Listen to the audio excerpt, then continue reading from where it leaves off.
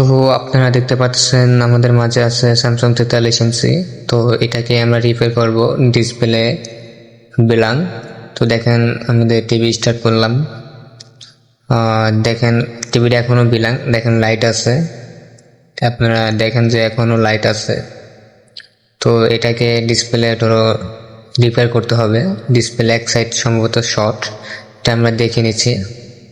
তো দেখেন এটা কিভাবে কাজ করব। তো আমরা পেয়েছি এই সাইড শর্ট, তো এই সাইড আমাদেরকে উঠাইতে হবে।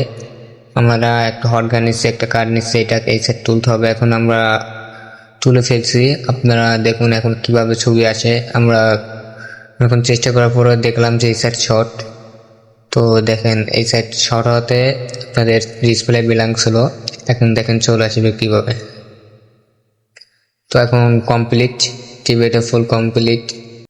তো আপনারা এটা দেখবেন কিভাবে কোন সাইড শর্ট আছে, আপনারা দেখে তারপরে কাজ করবেন।